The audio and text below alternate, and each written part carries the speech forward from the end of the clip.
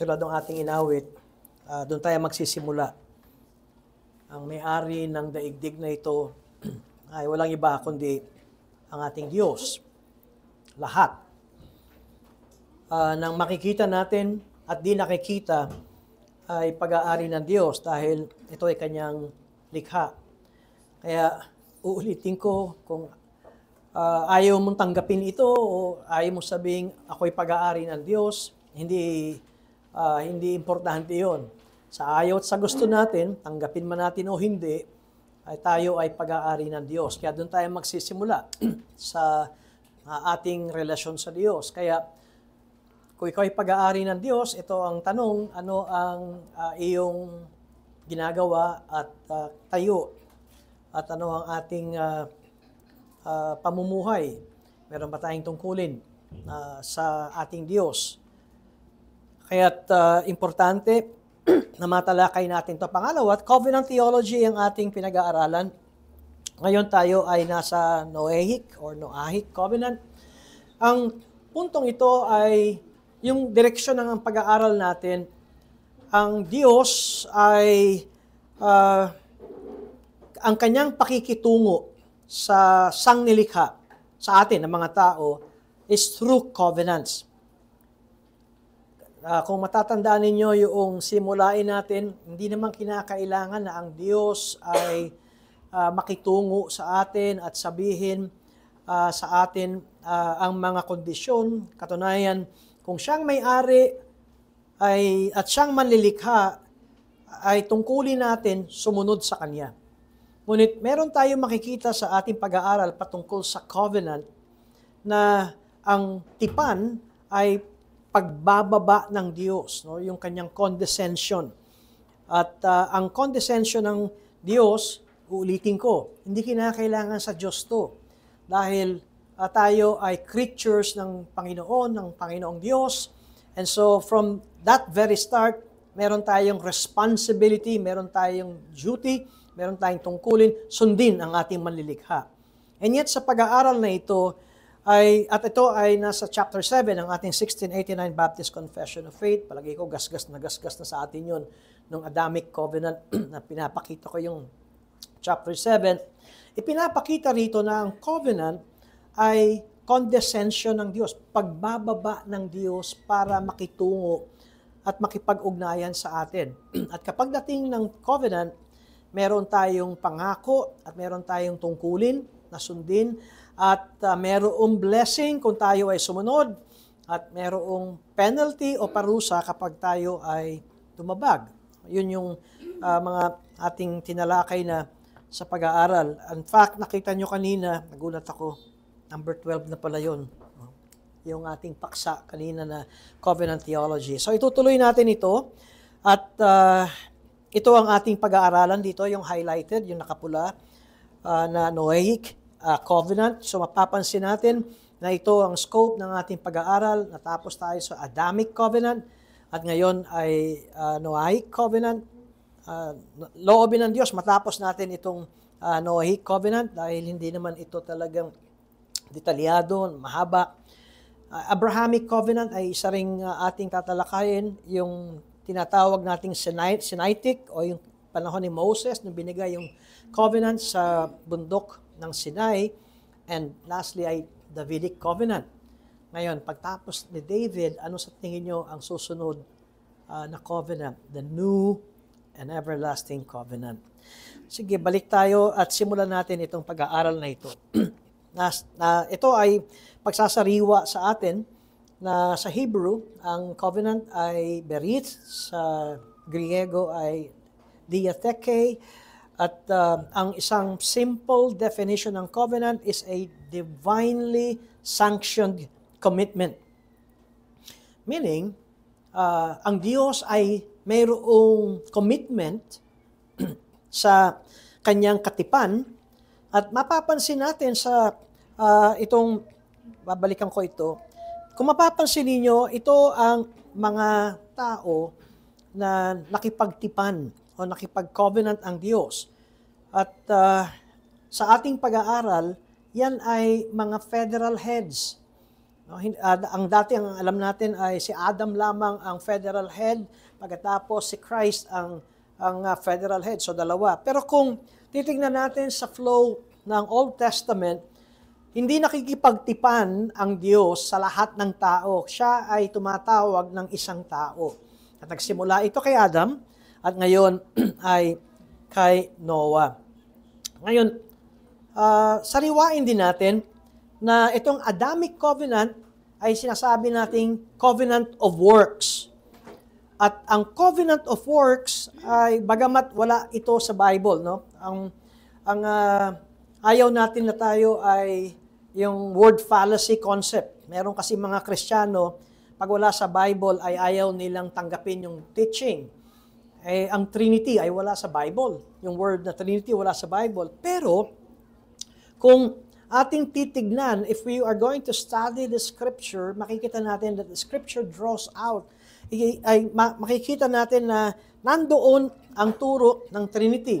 Pero wala yung word na Trinity, but the teaching itself ay naroon. That there is one God, at tapos merong three persons. The Father is God, but the Father is not the Son, and not the Holy Spirit. The Son is God, but the Son is not the Father. The Son is not the Holy Spirit. The Holy Spirit is God, but the Holy Spirit is not the Father nor the Son. Hindi ibig sabihin three gods, dahil nakikita rin natin there's only one God. And yet, itong isang Diyos na ito ay may tatlong persons, tatlong persona. Kaya meron tayong doctrine ng Trinity. What about itong doctrine ng covenant of works? Ang pag-aaral natin na ito ay binigay ng Diyos kay Adam. Merong law na nasa puso ni Adam. Ano yung law na yun? Ang tawag ng mga theologian ay natural law. At ano yung natural law? Remember, Adam was created in the image and likeness of God. Kaya si Adam ay walang kasalanan nung siya'y nilikha at dahil siya ay nilikhang ayon sa larawan at wangis ng Diyos, ang law ng Diyos ay inilagay sa puso ni Adam. Ngayon, dito pumapasok kasi ang theology at ano itong natural law, ano itong law na binigay ng Diyos kay Adam. It is about who God is and the holiness of God. Saan mo nakuha yun? Because he was created in the image and likeness of God. Ngayon, yung Ten Commandments sa panahon ni Moses ay hindi doon lumabas at nagkaroon lamang ng Ten Commandments. Even prior nung pagbibigay ng Diyos ng Ten Commandments kay Moses, naroon na yung kay Adam. Ngayon, sa teaching na tinalakay natin, ay meron din tayong positive law. Ayon sa mga theologian, ano yung positive law? Or plus, may dagdag na law. So si Adam ay meron na siyang natural law, nakatanim at nakabaon sa kanyang conscience. Ngayon, paano natin madidepensahan yun? Di ba sinabi ni Apostle Paul, even the pagans ay meron silang law ng Diyos. Sila ay kinakausap sa kanilang konsyensya.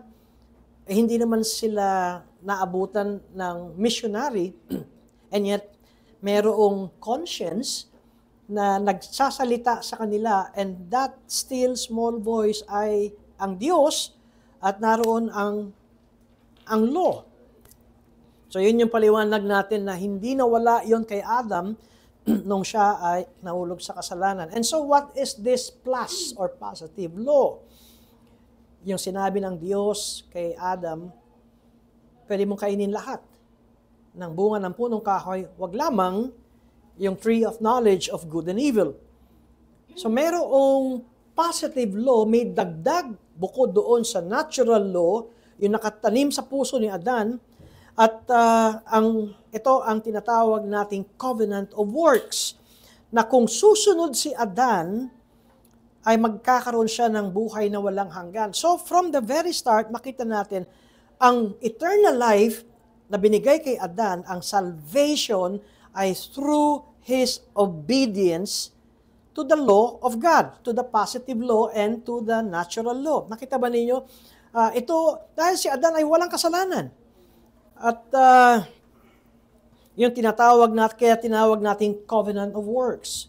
If you will obey, ang iyong magiging reward ay ano? Matandaan ninyo, sa Genesis ay meron 2 punong kahoy sa Garden of Eden. At ang sabi, sila ay nasa gitna ng Garden of Eden. Tama ba? Itong 2 punong ito ay nasa in the middle of the Garden of Eden. Yung pinagbabawal, pag kinain mo to, mamamatay ka. Ngayon, ang point ay, wala namang sinabi doon sa Tree of Life. Wala namang utos. Pero ang mga theologians ay kanilang sinasabi na if Adam would obey, magkakaroon siya ng right ngayon kainin ang bunga ng puno ng buhay.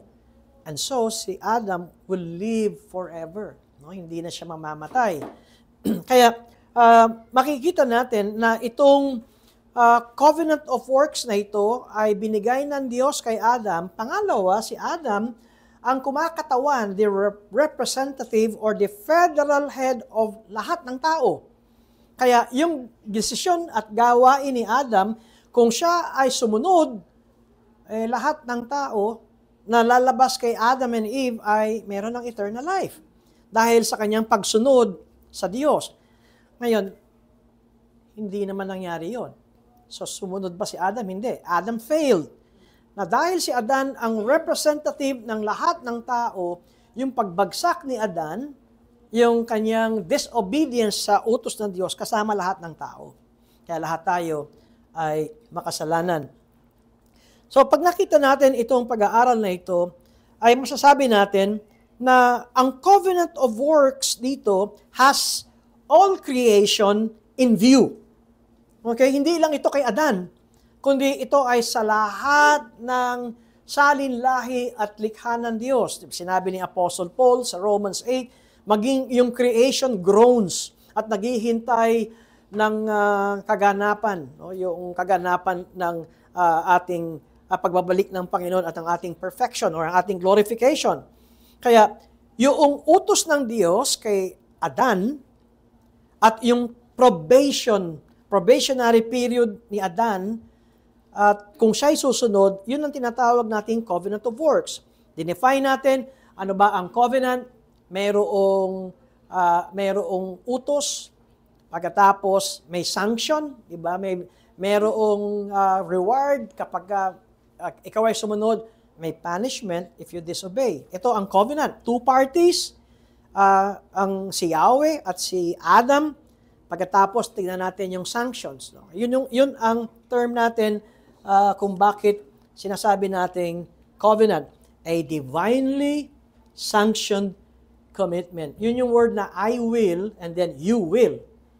Yun yung point natin sa pag-aaral at yan ay ayon kay Meredith Klein. And so the covenant of works has all creation in view. Kaya nga tayo ay makasalanan. Ngayon, yun nga yung point ko. Kung sumunod si Adan, lahat tayo ay hindi na kinakailangan si Jesus magkatawan tao at mamatay sa krus. Kasi lahat tayo ay meron ng eternal life. Hindi naman ganun na nangyari. Diba? Kaya sinasabi natin, Adamic covenant is a covenant of works, pero ang Noahic covenant is not a covenant of works. Anong tawag natin sa Noahic covenant?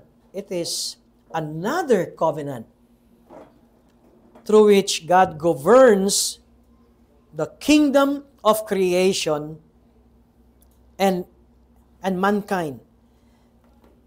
Gusto ko ring ilagay sa ating isipan na kung bakit kingdom ang ating ginagamit, kasi yun ang sinasabi ni Jesus sa New Testament, na ang kanyang ipangangaral is the kingdom or God's kingdom. So from the very start, mailagay natin sa ating isipan na itong sangnilikha na ito, all creation is God's kingdom. Ang ibig kong sabihin that God governs the kingdom of creation.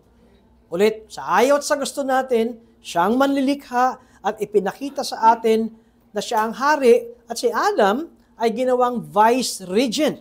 Para bang siya'y ginawa ni Yahweh na maging hari na pamunuan ang buong sangnilikha ng Diyos. And yet, kung bakit meron tayong Noahic covenant, dahil nung dumami ang mga tao, nung nagkasala si Adan, sila ay pinalaya sa Garden of Eden, at ang paglabas nila sa Garden of Eden, men multiplied, at ganun din, lumawak din ang kasalanan, at nakita natin na habang pasama ang tao, and then God destroyed the world. Ngayon, meron tayong makikitang mga godly men na sa anak ni Adam. Halimbawa, si Seth o si Enoch. Halimbawa, Enoch walked with God, di ba? So, meron tayong makikitang mga tao na kahit na sila ay pinalabas sa Garden of Eden, meron mga tao na sumusunod sa Diyos. Pero, yung mga anak nun at lahi nun kasama yon sa nalunod at namatay. Kaya ang point nun ay hindi dahil ikaw ay godly, exempted ka na sa kamatayan.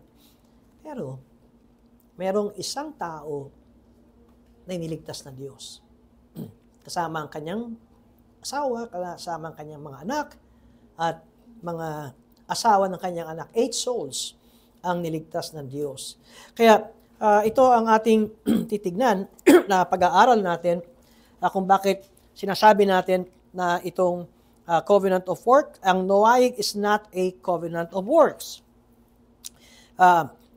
Tignan natin ang similarities ng Adamic covenant sa Noahic covenant.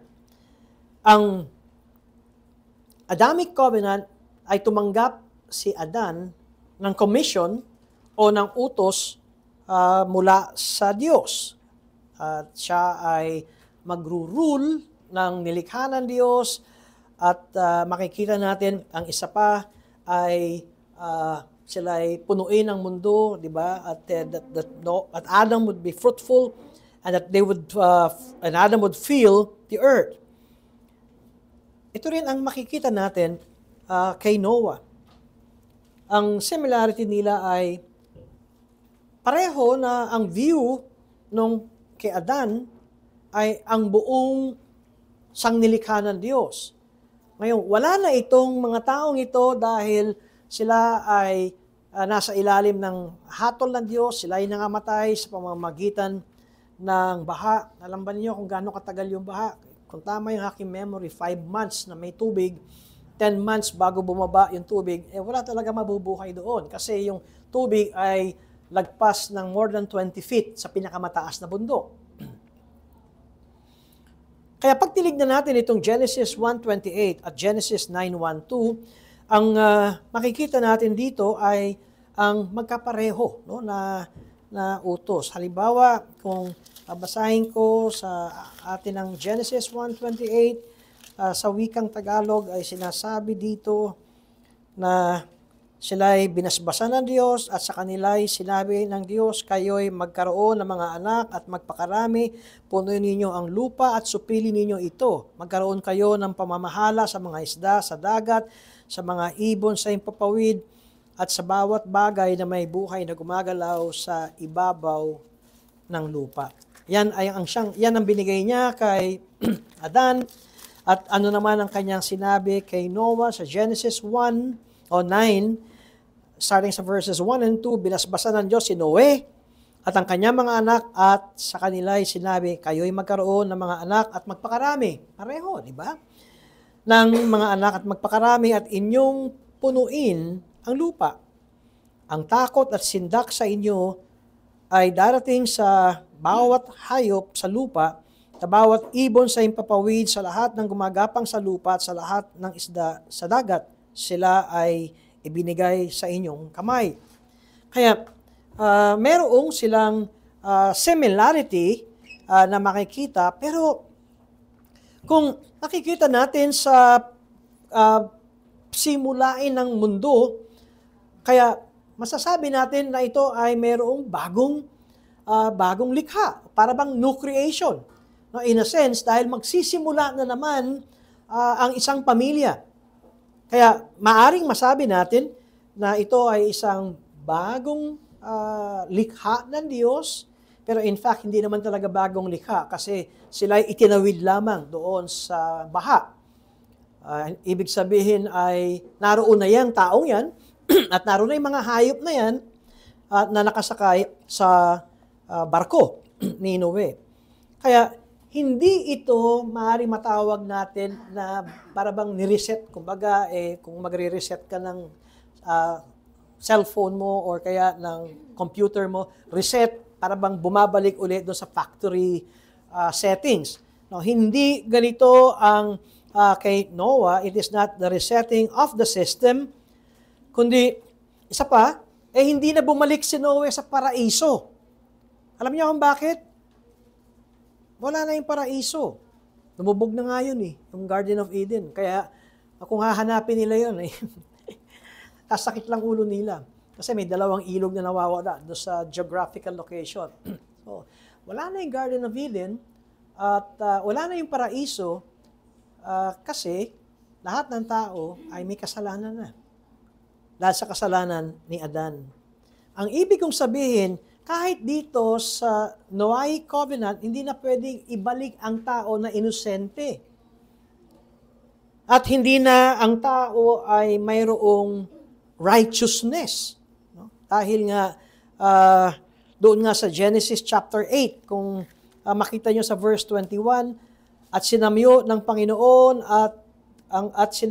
Panginoon ang masarap na amoy at sinabi ng Panginoon sa kanyang puso, hindi ko na muling susumpain ang lupa dahil sa tao sapagkat ang haka ng puso ng tao ay masama mula sa kanyang pagkabata, hindi ko na rin muling lilipulin ang lahat ng nabubuhay na gaya ng aking ginawa. Kung bakit nagkaroon ng delubyo o the great flood, yung kasamaan ng tao ay naging nalaganap. Kaya, ang point ay, bagamat nandun yung judgment ng Panginoon sa lahat ng tao, pero iniligtas ng Diyos si Noah at ang kanyang pamilya. Sa baha, hindi sila niligtas sa kanilang kaluluwa. Tandaan niyo yun. No? O sa baha sila niligtas, pero sila ay makasalanan pa rin. Meaning, it did not change the heart of man. Kaya ang point nito, nandun pa rin yung sumpa ng kasalanan sa pamilya ni Noe. Konti na nga lang sila. Kung kukumpara natin, sabi ko, the face of the earth, di ba, may be less full of wickedness, pero yung puso ng tao, masama pa rin. Kaya yung itong pagsimula nito, na muling pagdami ng tao sa pamilya ni Noe ay hindi yan yung katulad ng Hardin ng Eden, dahil ang Hardin ng Eden, yun talaga ang paraiso. Itong sisimulan na mundo ni Noe ay hindi na paraiso. It is not a sacred place of God's presence. Tandaan niyo, kay Adan, doon sa Eden, andun ang presensya ng Diyos. Dito ngayon sa mundong kakaharapin ni Noe, wala siyang special presence of God. It is not a sacred place. Ito ay fallen world. Ito ay mundong makasalanan. Pero kung gusto kong tignan natin yung similarity nila, ang tinitignan dito, yung kay Adan, buong sangkatauhan, itong kay Noe ay buuring sangkatauhan. Nakita natin that Adam and Eve were to be fruitful and to multiply and fill the earth, to subdue it, di ba? To rule over it. At kay Noah ay ganun din.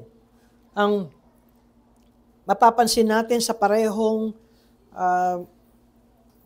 pagtawag kay Adan at kay Noe ay narito yung meron silang tungkulin sa lahat ng sangkatauhan na palaguin at pagtibayin at maging matagumpay ang society. At sila ay magkaroon ng achievement, cultural achievement. Tsaka ito ay maging lumawak. Kaya nga, maaaring matawag natin ito ay cultural mandate. Ito ay utos ng Diyos. Pero, ang point niyan,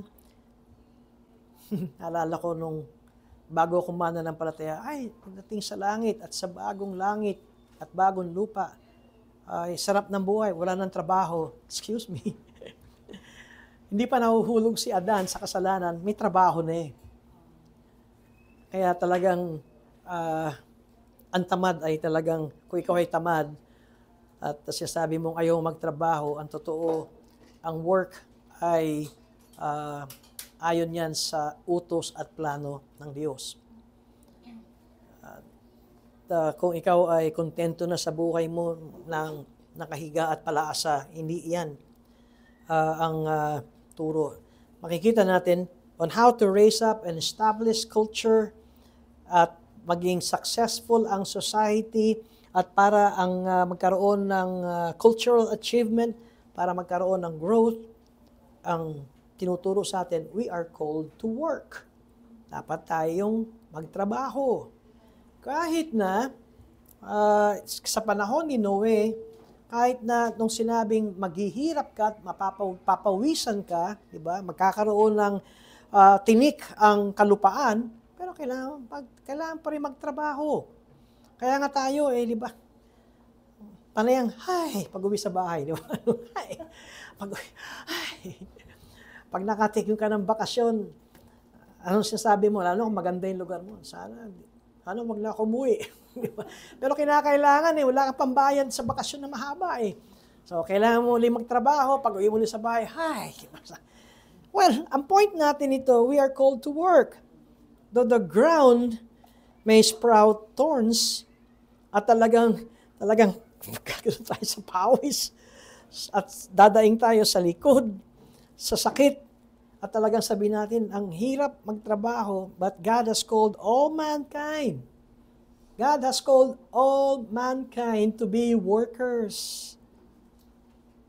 At sa ating pagtatrabaho, we are to be fruitful, to multiply, fill the earth. Meron pa isa, and master it. Binigay yan sa tao. Nung sinabing, nung binigay kay Adam to subdue it, ngayon ito ay binigay kay Noah to rule over it. Kaya ito ang ating tungkulin. Kaya tingnan ninyo ang pagkakaiba naman ng utos at task ni Adam kay task ni Noah.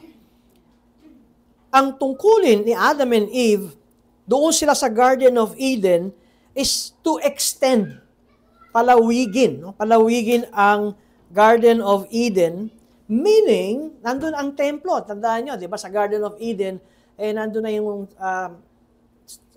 anino ng templo ng Diyos. Bakit ko sinabi nandun ang templo ng Diyos? Because the presence of God was in the Garden of Eden. Di ba, naglalakad ang Diyos, doon nila nakakatagpo ang Diyos. Ngayon, ang tungkulin, ang task ni Adam and Eve ay palawakin ang Garden of Eden, meaning to make the whole world God's temple.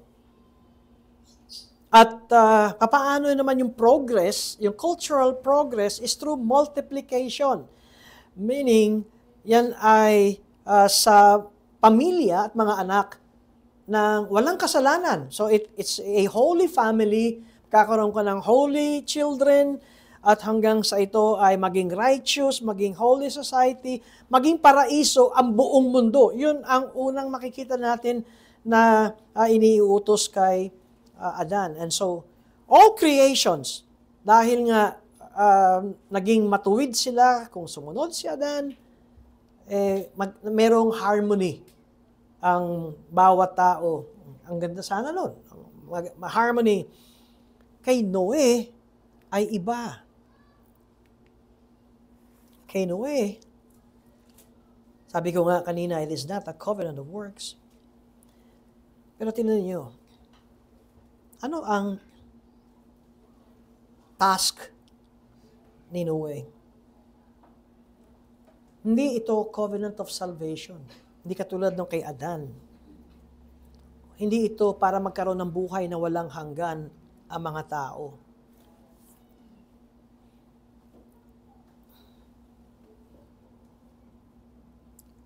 Dahil condemned na ang tao. Ang kabayaran ng kasalanan ay kamatayan. Kaya meron ng death na nangyayari sa pagpasok ni Noe. Pero ano ang tipan kay Noe? It is to serve the purpose of promoting the fulfillment of the greater promise of salvation. Meaning, nangako ang Diyos ng Genesis 3:15 na merong seed ang woman na dudurog sa ulo ng ahas. Nakita niyo na kung bakit kailangan iligtas si Noe at ang kanyang pamilya at isakay sa barko para maituloy yung promise sa Genesis 3:15 na ang tao ay magkakaroon ang babae ng binhi na dudurog sa ulo ng ahas. Kaya dito ay masasabi natin itong Noahic covenant serves the progress of God's promise of salvation in that new commission. Yan ay sa paano paraan? Magparami. Hindi to family planning, family explosion to. No? At yan ay, ikaw ay magparami, and so it is through reproduction and expansion. Which means, sa gayon, ay mayroong itong binhi na ito ng babae ay dumating. Kaya, maging obedient man si Noe or hindi, ay yun ang pakay at plano ng Diyos patungkol dito. Okay, tingnan natin itong God's covenant with Noah. Ang una-una sinasabi nga natin, meron nga new creation pero iba ito. Hindi na mauulit yung katulad ng kay Adan. Ngayon, yung commission, yung utos kay Noe ay katulad ng kay Adan, pero ngayon ay magkaiba dahil yung kay Adan ay ang buong mundo ay maging templo ng Diyos. Diba? Ang mga tao sa buong mundo ay maging walang kasalanan, so maging maayos, merong harmonious living. Dahil sa kasalanan, ito ay nabago. At dumami ang kasalanan at hinatulan ng Diyos ang tao, namatay lahat, pero nagligtas siya ng isang pamilya. Bakit? Para maisakatuparan yung Genesis 3:15 at para maisakatuparan yon, nagligtas ng isang pamilya ang Diyos at ang utos ng Diyos sa pamilyang ito, magpakarami kayo. And so it is through multiplication, ang ibig sabihin, magkaroon ng pamilya, magkaroon ng mga anak, hanggang sa ito ay pumuno sa 4 na sulok na mundo. Hanggang sa yung binhi ng babae sa panahon ng Diyos ay dumating. Ano itong judicial retribution na ito? Itong outline na ito ay hango ko kay Samuel Renihan ng kanyang aklat ng The Mystery of Christ. Ano itong tinatawag nating tipan na ito na judicial retribution? Sinasabi nga natin kanina na that God establishes and governs His kingdom through covenant. Kaya saan papasok? Pati importante itong covenant theology kasi ito yung paraan ng Diyos na paano siya makitungo sa sangkatauhan. At itong covenant na ito ay hindi pabigat. Katunayan, ito ay isang blessing sa atin na pwede tayong makaranas ng reward ng Diyos kung susunod tayo at of course, sanction, punishment kung tayo ay sumuway. Pero tinitingnan natin itong puntong ito na ang task ngayon ni Noah ay ang tinatawag nating culture building. Kaya nga it is a cultural mandate dahil ang point nito ay magpakarami. Siyempre, pag dumadami na ang tao, anong kailangan mo? Justice. Kaya meron tayong judicial point dito. At ano yung justice na makikita natin dito? Ang Diyos ang naglatag ng batas patungkol sa hustisya. At ito ay matatawag nating universal law. Ito ay sa lahat ng tao, sa lahat ng lungsod, 4 na sulok na mundo, dapat itong ma-enforce. Genesis chapter 9, verses 5 to 7 ang tinutukoy ko. Tingnan nyo, Genesis 9, starting sa talatang 5 hanggang sa mga talatang 7. At tiyak na aking hihingan ng sulit ang umutang sa inyong dugo. Aking hihingin ito sa bawat hayop at sa mga tao.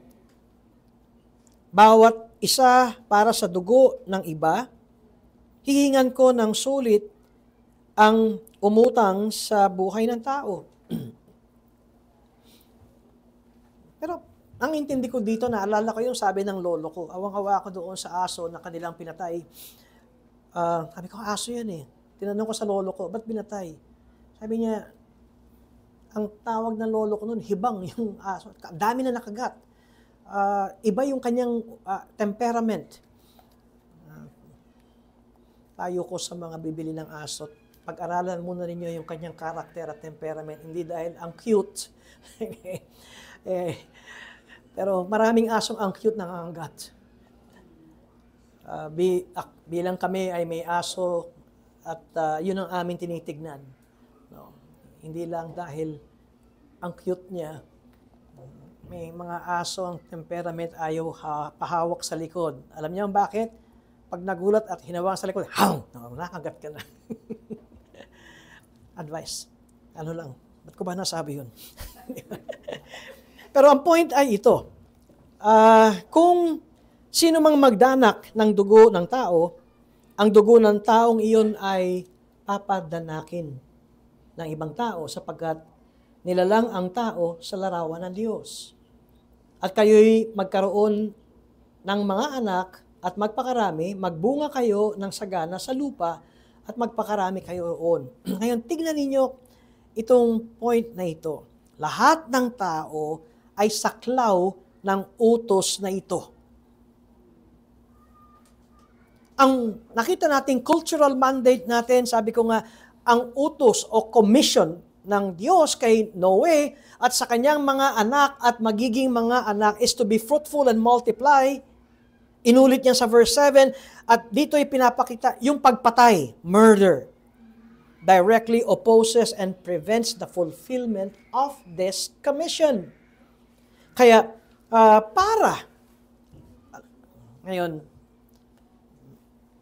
di ba meron dati na pabor ba kayo sa death penalty o hindi? Pabor ba kayo sa capital punishment o hindi? Merong mga mabababang puso, hindi dapat pinapatayan. Ito ang utos ng Diyos. Ang pumatay ay dapat pagdanakin ng dugo. So, hindi ito yung dahil muli mababa yung puso natin. Ito ay galing sa Diyos. At sabi ko nga, ito ay saklaw tayong lahat. All mankind ay saklaw ng utos na ito. At kung tayo ay magpakarami at tayo ay mayroong tinatawag nating cultural building mandate, ang pagpatay ay paghinto ng pagdami. Kaya yung mga mamamatay tao ay dapat na sila rin ay bigyan ng karampatang parusa. At itong system na ito ay masasabi nating legal and judicial retribution in a society. Tingnan ninyo, binigyan ng Diyos ng otoridad, ng authority ang mga tao sa tipan na ito. Well, sabihin natin, ang mundong ito ay God's kingdom, di ba? The kingdom of creation. Kaya, ang may-ari ng mundo, ang hari ng mundo talaga ay ang Diyos. Kaya ang sabi ng Diyos, parusahan ang nangahamak ng tao, lalo na ang pagpatay in the case of murder, death penalty, capital punishment. Ang turo ng Diyos doon sa mga mamamatay tao. At ang pamahalaan, no? Itong society na nag-enforce na ito, ang totoo, yan ay para matakot, masupil. Yung natatandaan ko noon, nung walang death penalty, life sentence, kulong ka lang, reclusion perpetua. Ang sabi, mas marami yung mga heinous crime. Kasi ang sabi ng mga gumagawa, mga kriminal, okay lang makulong.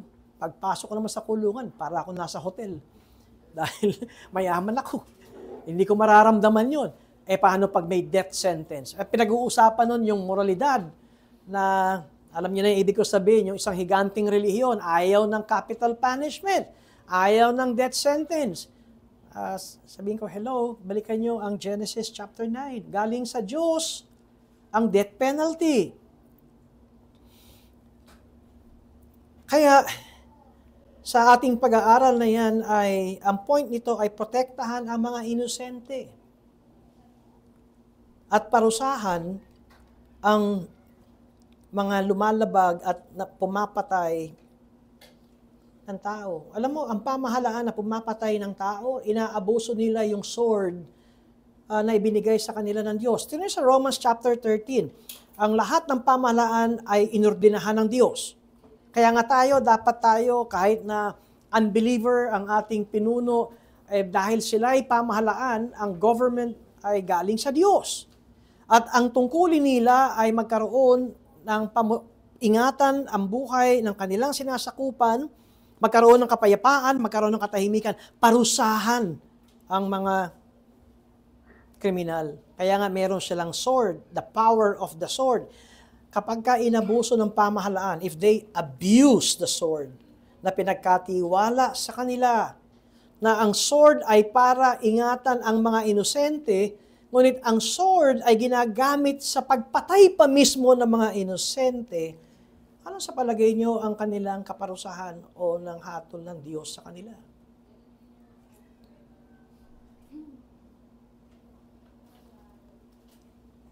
Yung bansang mayaman na gusto nating puntahan o nangangarap tayong a greener pasture, meron silang batas. Legal ang abortion. They promote abortion. At pera pa ng tao. Isipin ninyo, funded by the government. Merong mga abortion clinics, pera ng tao na kinukuha ng gobyerno at ito ay ibibigay sa clinic para patayin ang sanggol. Kahit di pa yan lumuluwal, hindi pa nailuluwal. Kaya, tingnan ninyo ito. And yung mga nag-a-abort din na mga babies, na mga bata, anong ginagawa? Yung image nila ay, hindi pa ako handa mag-asawa, baka may skandalo ako kaya i-abort ko. Pero ang totoo, pinatay mo yung sanggol na yun na sinasabi ng Diyos.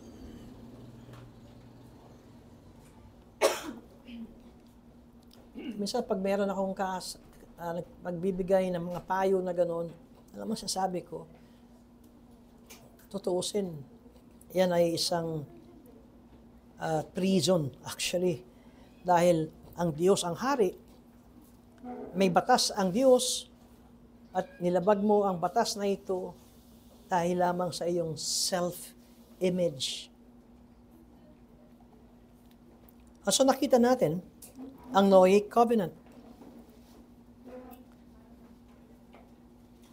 Kaya naroon ang emphasis ng to promote, to expand, and to multiply ang mga tao, to preserve the life of mankind, and to protect the life of individuals, the life of the family.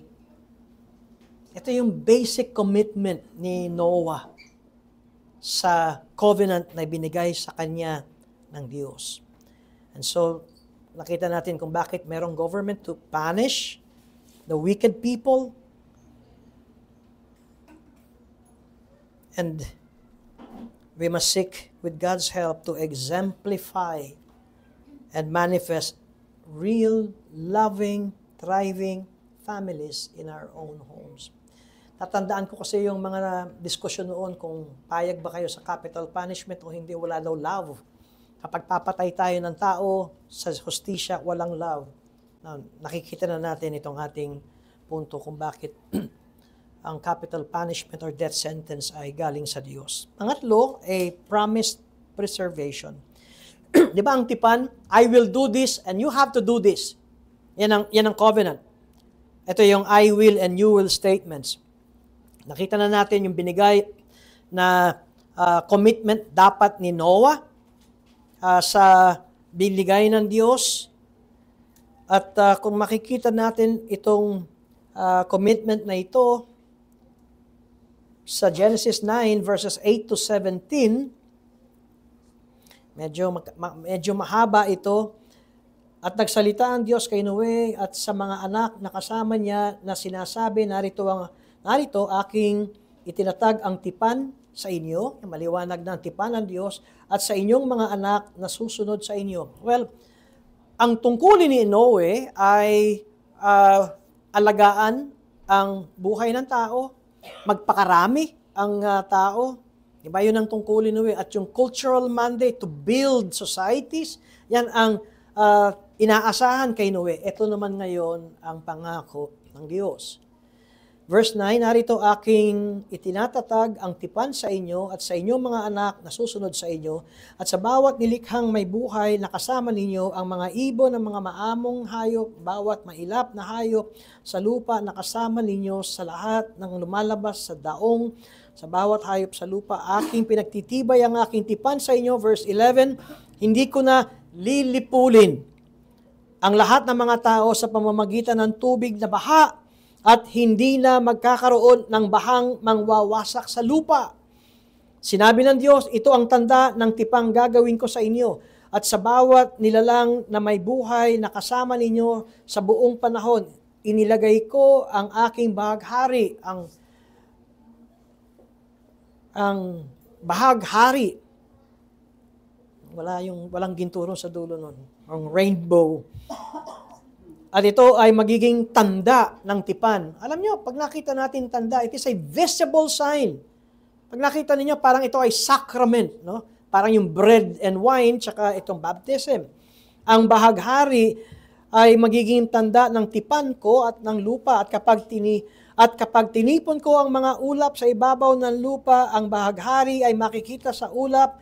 Aalalahanin ko ang aking tipan sa inyo at sa bawat nilalang na may buhay, at ang tubig ay hindi na magiging bahang lilipol ng lahat ng nabubuhay. Kapag ang bahaghari ay nasa ulap, ito ay aking makikita at maalala ang walang hanggang tipan sa pagitan ng Diyos at ng bawat nilalang na may buhay na nasa ibabaw ng lupa. Sinabi ng Diyos kay Noe, ito ang tanda ng tipan na aking itinatag sa lahat ng nabubuhay na nasa ibabaw ng mundo. Kaya, ang tipan na ito ay hindi lamang kay Noe, kundi hindi lamang sa pamilya ni Noe, kundi ito ay sa lahat ng sangkatauhan. Sabi ko nga kanina, it is a sacrament of visible word. Para bang yung sign of the covenant, yung rainbow na ating nakikita ay pagpapaalala, hindi na magkakaroon ng great flood o dilubyo ang buong mundo. Ayan. Pero pansinin ninyo, irrespective of man's obedience, sumunod man ang tao o hindi. Bagamat itong tipan na binigay ng Diyos kay Noe is with obligations, ano yung dapat na tungkulin ni Noe? Magpakarami.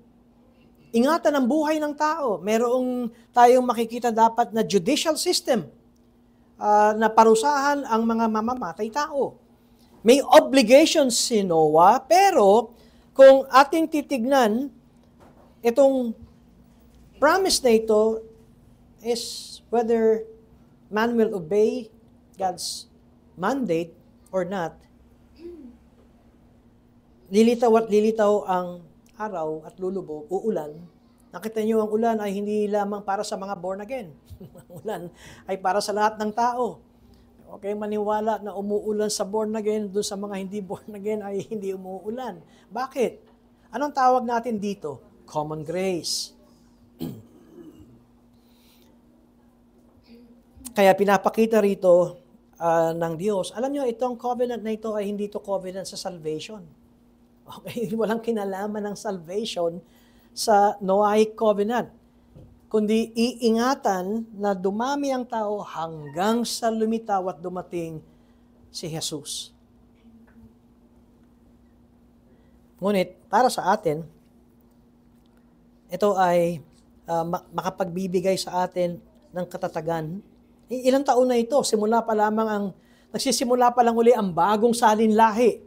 At hanggang ngayon ay hindi na lumubog ang mundo. Anong ibig sabihin natin ito? Maasahan talaga natin ang tipan ng Diyos. Tulad kanina, ang Diyos ay nangako. And so this covenant is a comfort. Kano man kasama ang tao, hindi lulubog ang buong mundo. Lulubog ang ibang bayan, maaaring lulubog ang ibang parte ng isang bansa dahil sa global warming, pero hindi na mangyayari na lumubog ang buong mundo. God promises, God made a covenant at ito ay natupad, matutupad. Well, tayo makakapagsabi niyan.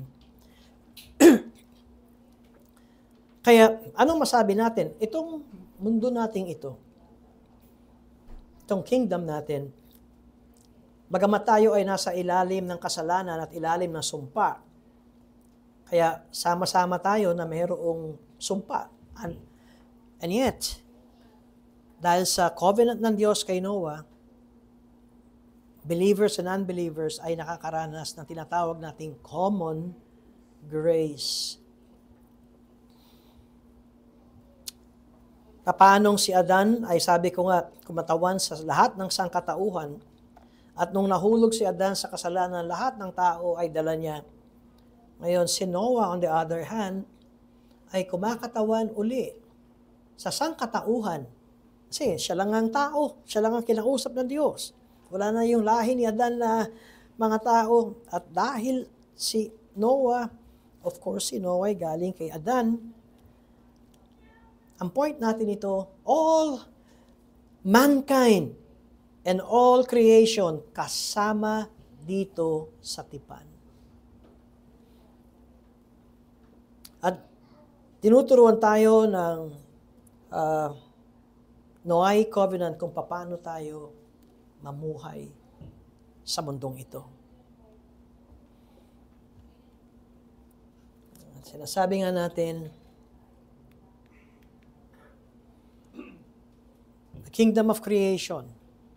Itong kaharian ng sangnilikha, ito yung mundo natin.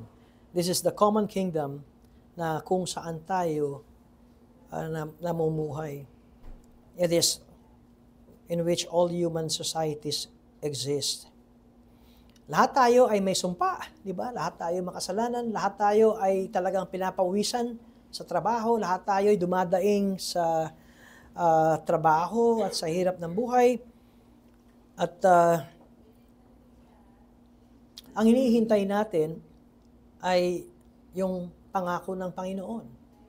In Genesis 3:15, tayo ay tumitingin pa atras dahil nangyari na ito. Dumating na si Jesus, naipako sa krus, umakyat sa langit. Ngayon, durog na ang ulo ni Satanas, pero ang hinihintay natin ngayon ay ang second coming ng Panginoon. Pero nung ito ay binigay kay Noe, yun ang kanilang tinitignan. Kaya itong covenant kay Noah is not a covenant patungkol sa kaligtasan, kundi ito ay common grace sa lahat ng tao na sila'y sisikatan ng araw at makakaranas ng ulan hanggang sa dumating ang panahon ng katapusan na ito. And so both citizens, tayo na mga anak ng Diyos at mga unbelievers, ay nasa ilalim nitong kaharian na ito. Kaya nga maintindihan natin yung sa Book of Ecclesiastes. Kung mabasa natin paulit-ulit, vanity, paulit-ulit, di ba? Ang point nun ay maikli ang buhay natin, mahirap ang buhay natin. Kuminsan ang daing niya ay kahit ako'y nagtatrabaho, parang walang nangyayari. Diba? Yun yung point ng Ecclesiastes. Dahil nga, we are in this cursed world. Lahat namamatay.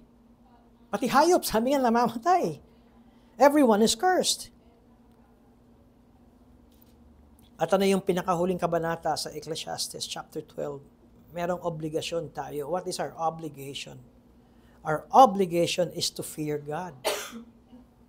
To acknowledge the King, to acknowledge our God as King, and to keep His commandments. In other words, sa hirap ng mundo, sa hirap ng buhay, ang ating tanging kailangan gawin is to trust God and to obey His commands. Okay, so makikita natin sa pag-aaral natin ito na ang covenant na pinag-aaralan natin ay itong two covenants na ito. Kay Adam ay nandun ang covenant of works, at dahil sa covenant of works na binigay ng Diyos kay Adan, lahat tayo ay kasama dito. Dahil nag-fail si Adam dun sa covenant of works, lahat tayo ay naging makasalanan. Ngayon, yung Noahic covenant, saan tayo sa cloud dito? May tungkulin tayong magpakarami. May tungkulin tayong mag-expand. May tungkulin tayong to preserve life. Meron tayong tungkulin makita ang hustisya sa atin. At hanggang sa mga huling hininga natin. Tandaan natin, itong mundong ito na ating kinabubuhayan, ito ay mundo ng Diyos. It is God's kingdom. I mean, ang ibig kong sabihin, ito ay pag-aari ng Diyos. Kaya nga, sinasabi natin, we live in the kingdom of creation. At itong tinitirahan natin ngayon ay it is a cursed kingdom. Cursed kingdom, kung bakit tayo ay nagpapatuloy pa rin dahil sa common grace ng Diyos. And yet, kahanga-hanga, it is also merong promised preservation ang Diyos. Kaya hindi ito magugunaw sa tinatawag nating World War III. Ninenervyos na ba kayo sa mga, sabi nga, thermonuclear power or ballistic missile? Because God will preserve it.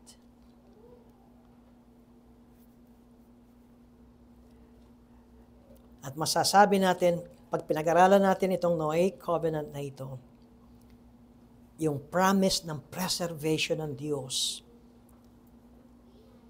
At lahat ng tao, alam mo sa unbelievers, pwede nga natin itong may pangaral. Lalo na pag turo mo yung rainbow. Alam mo ba ang kwento ng rainbow na yan?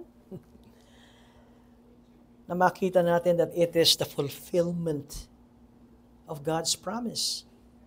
At lahat ng tao nagbebenepisyo diyan sa tipan ng Diyos na yan because of God's kindness and God's common grace. Questions? Kung meron man. Yes?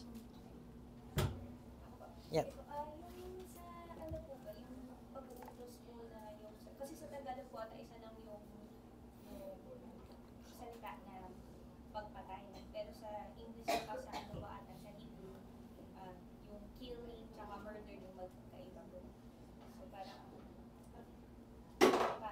kasi Murder ang ginamit sa, mas murder, oo. So pag murder tama po ba na, kasi sa ethics po, sa world ethics, na mundo hindi biblical. Ang may tatlo kasing degree ng murder para masabi na, ay para, kasi nakapatay pa din, homicide, kung nakapatay na tao, homicide. kapag first degree murder, ito yung pinagplanuhan, premeditated. With intent. Oo. Intentional. May Oo. talagang sasadyain mo talagang patayin siya. Pangalawa, second degree, mas less na degree, ay walang intent, walang pagpaplano, no premeditation, but with intent. Kasi pinatay mo talaga siya. Yung pinaka-homicide, lahat yung homicide. Yung homicide, pag nakapatay ng isang tao. Yung degrees yung pinaka-less na degree, ay yung third degree, yun ay walang premeditation, hindi siya pinagplanuhan, at hindi rin mo intentional na pinatay. So, kunyari, yung accidental na pagpatay, dinepensa mo yung sarili mo, nakapatay ka, pinatay ka mo yung pamilya, gano'n. So, parang isip ko ba dito kasi yung tanong ko na, paano pag naging sundalo ka, papatay ka, intentional yun, pero trabaho mo yun, gano'n. Tapos, sa judicial, wala tayong death penalty, pero may ibang bansa may ganoon. So, parang sa pag-utos ng Diyos po, paano po ba natin titignan? Yung kanina po na Meron kasing relihiyon ng kanilang miyembro, hindi pwedeng maging sundalo, hindi pwedeng maging pulis. Pero ang tawag natin sa kanila, ang bawang police, peace officers. Diba? Kaya, paano sila, sa conscience nila as Christian, paano katanggap-tanggap ang maging pulis? Dahil, yung totoong pulis, hindi yung cotton cap. Yung totoo. Ang kanilang talagang mandato is maging peace officer sila, pangalagaan ng kapayapaan. Likewise, pati sa sundalo, kapag meron tayong gera at nananawagan ng ating pamahalaan ng sundalo, ang totoo, ang iniingatan natin is the preservation of life. Kaya kaya nauuwi sa digmaan, kaya dalawa ang titignan natin ito. Kung ikaw ay makikipagdigma, ano ang motive? Ano talaga ang goal? To preserve life? Unang-una, yung iyong bansa. Lalo na yung aggressor, gusto talagang masyadong masalimuot at pangit ang digmaan. Pero kung bakit sa conscience natin ay pwede tayong maging sundalo at dahil yan ay gusto mong ingatan at protektahan ng iyong bayan. So nandoon yung ethics na sinasabi natin pagdating doon sa pag ikaw ay nakapatay, nakabaril, di ba? Ang tungkulin mo, ikaw ay mandato ng iyong bayan na protektahan mo ang iyong bayan. And so doon as a soldier ay naroon yung iyong conscience kahit na nga ikaw ay bumaril ng kaaway. Kaya yung sabi mong kill and murder, ay ginamit sa atin dito is murder with intent, with malice, plinanuhan, na hindi mo naman dapat isipin na ikaw ay gumawa ng masama sa iyong kapwa. Ang digmaan ay ang mga aggressors actually, kanilang rule lagi, gusto nilang maging world power, kaya papatayin nila ang mga umuoppose sa kanila. Ngayon, yung bansa na makikipagdigma at in defense, ang kanilang talagang nasa isip doon, preservation ng life. So, bali po justifiable killing, hindi siya justifiable killing sa soldado, sa police, Police. sa self-defense, sa pagprotekta ng pamilya, lalaki na protekta. Yes. Yung sinasabi mo na self-defense, ang purpose no na nakapatay ka while defending yourself or defending your family. Pag nakita mo lahat yon ay dahil pine-preserve mo ang buhay. And I'm sure na ang isang hukom na hindi nabayaran ay talagang maabsuelto ka kung ganun ang iyong ginawa. Yeah, magandang point, magandang question. Yeah, Olive? Pastor, tungkol pa rin sa rainbow. Ano po ba dapat ang maging saloobin natin bilang mananampalataya, knowing that rainbow nowadays, yun po yung color kasi ng LGBTQ, alam natin yan. So ano po ba dapat yung comfort, yung attitude, yung thoughts natin about this? Okay, sa una, sa mananampalataya, binibigyan tayo ng pag-asa na ang pangako ng Diyos ay talagang pangako ng Diyos. Hindi, ito ang isang ebidensya, sabihin natin, kung i-timestamp mo siya kay Noah, anong year yun at anong year na ngayon, hindi nangyayari ang tinatawag na katulad ng buong mundo'y bumaha. Sa pelikula lang yun, sa movies lang yun. Sa unbeliever, ay pwede natin ipakita ganito kahaba ang patience ng Diyos sa isang hindi mananampalataya. Dahil wag mong sabihin na dahil nabubuhay ka pa at wala namang ganito nangyayari, okay ka lang sa Diyos. In fact, sa halip ng makita natin is yung patience ng Diyos, kaya't hanggat may pagkakataon, ikaw ay magbalik loob sa Panginoon. So, both ways, it encourages us as believers at isang maganda ring gospel call or evangelistic appeal sa mga unbelievers.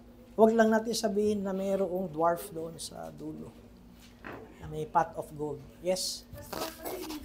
Nabasa ko kasi kanina sa Genesis chapter 6 verse 6, nakalagay doon, and the Lord regretted that He had made man on earth. Tapos in contrast, sa Genesis na chapter 1, iba nung natapos niya yung creation, He was pleased. So pwede bang magkamali ang ating Lord na regret? Oo. Alam mo, meron tayong Hebrew student dito eh. Actually, yung word na regret na sinasabi, hindi yun yung nagkamali siya.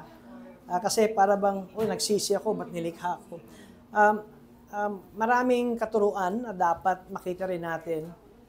Yung mga human words and human phrases and terms na kung bakit sinasabi yon para sa level ng pangunawa natin.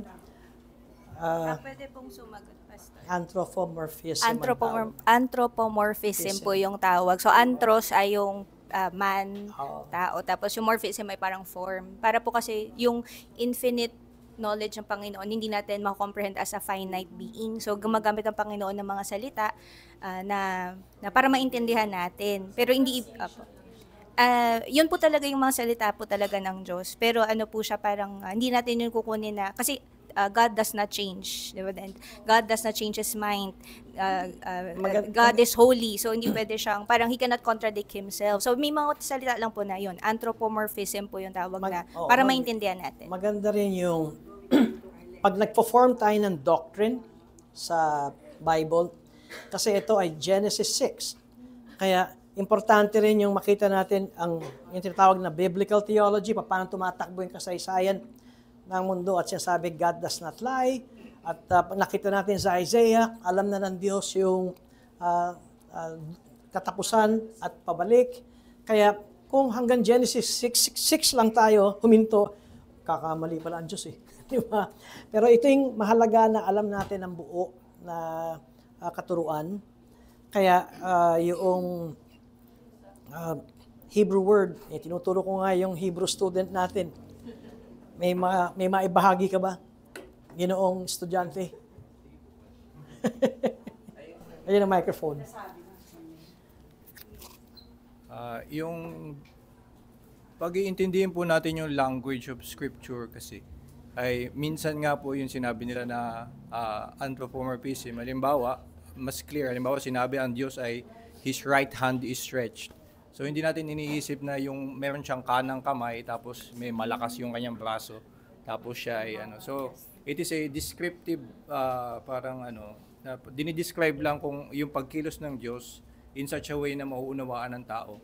So halimbawa yung sinabi na God regretted, hindi natin iisipin immediately na ibig sabihin nun ay meron siyang decision tapos nagsisi siya. Katulad din na minsan sinasabi, God remembered, hindi ibig sabihin na nakalimutan niya before tapos naalala niya. Kundi from the perspective of man, ay nakita siyang parang sa mukhang hindi siya nakatingin and then he remembered. So that is from the perspective of man at kino-communicate sa atin as remembered kasi that's how it can be understood by man. Pero meron ding verse sa Samuel, I think, that says, God is not like man that he should repent. So yun naman ay kapag hahanapin natin bali yung mga words that reveal who He is in Himself. So yung mga pag sinabing He is not man that He should repent, yun ay hindi anthropomorphism. Bawa. Kasi hindi nga siya daw tao. Or yung mga sinasabi sa Malakay na He does not change, therefore you are not consumed. So yun ay describing Him in Himself, hindi siya nagbabago. Pero yung mga His actions and how He relates to us, kung ano yung perspective ng tao. Mukha siyang nagbago sa perspective natin kasi limited lang yung nakikita natin at naunawaan natin tungkol sa Kanya. Kaya yung language minsan sounds parang nagko-contradict. Sinasabi ito, does not repent. Sinasabi, repent. Kasi yung language natin is not enough to comprehend what He is like. Kaya huwag niyong isipin na ang Diyos ay hindi kaliwete kasi laging right hand. Right hand. May nagsabi sa akin, ang Diyos pa'y kaliwete. Sabi ko, human language. Okay, meron pa. It's past 12:30 pa. Paumanhin. Tayo ay nag-exceed ng 15 minutes. Let's pray. Salamat, Panginoon, sa pagkakataon na kami ay makapag-aral nitong Noah Covenant. Nawa, kami po ay mabigyan ng proper guidance sa covenant na ito.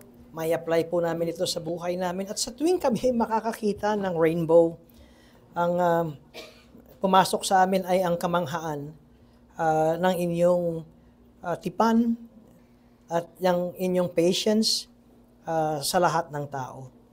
At sa aral na ito, lalo kami na tumibay, Panginoon, ng aming pagkakilala sa inyo. Sa ngalan ni Jesus. Amen. Tumayo tayong lahat at awitin natin ang ating last hymn.